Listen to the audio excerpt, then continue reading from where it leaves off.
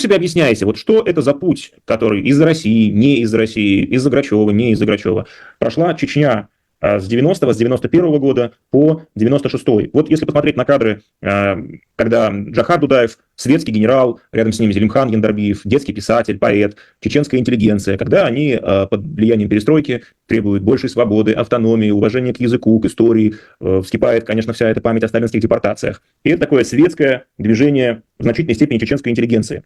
Проходит 5 лет, и мы видим вот эту межвоенную Чечню с шариатскими судами, с радикальным исламом, с сюжетами телекомпании НТВ, которые точно сложно заподозрить в пропаганде или в обслуживании интересов спецслужб, про то, как чеченские боевики или наемники демонстрируют легкое русского солдата в кадре, или избивают плетками несогласных с шариатскими устоями. Ну и вообще творится какой-то полный, абсолютный беспредел. Как Чечня прошла этот путь? Вот как вы себе объясняете?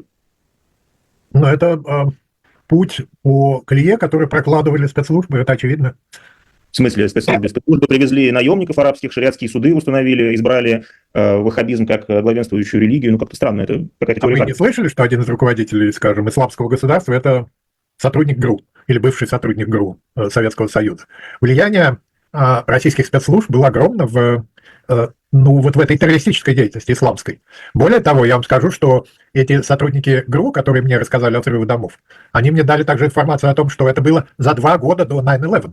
Подождите, хорошо, взрывы домов – это отдельная, очень важная, сложная тема. Подождите, давайте я доскажу, это очень важно. Они мне дали информацию о подготовке Бен Ладеном и Аль-Каидой терактов на территории Соединенных Штатов. Это за 2 года. Я полетел, встречался с директором ФБР в Соединенных Штатах, давал эту информацию и давал информацию, которая очень не нравилась американцам, о том, что в подготовке этого теракта принимает участие российские спецслужбы. Путин. Им это очень не понравилось, и я думаю, что именно поэтому эту информацию они не использовали в должной мере. Влияние российских спецслужб, вот этих старых КГБ в радикальном, так сказать, исламе огромно. Вот. И то, что проникновение, как один из инструментов подавления вот этой чеченской независимости, проникновение этих исламских групп в Чеченскую республику осуществлялось, но в этом у меня нет никаких сомнений, что это в том числе и действия российских спецслужб. А доказательства у вас есть? Нет, я этим не занимался расследованием. Странно представить себе, что российские спецслужбы, мы их знаем по неспособности отравить человека с первого раза, и российские спецслужбы... Если вы говорите о Навальном, то это все-таки другая история. Мы идем в какие-то далекие дебри, да. Я все-таки хотел переспросить вас. Странным кажется ситуация, при которой российские спецслужбы в одиночку умудряются из светской республики за короткий срок превратить территорию, охваченную радикальным исламом, бандитизмом и вообще черт знает чем. Ну как, огромные ресурсы направляются. Вы правда верите, что за Басаевым, за Хаттабом, за всеми этими полевыми командирами, в принципе, за тем хаосом, который охватил Чечню, получившую независимость в 96-м, стояли лишь российские спецслужбы? Нет. Была борьба за независимость, и было очень сильное влияние.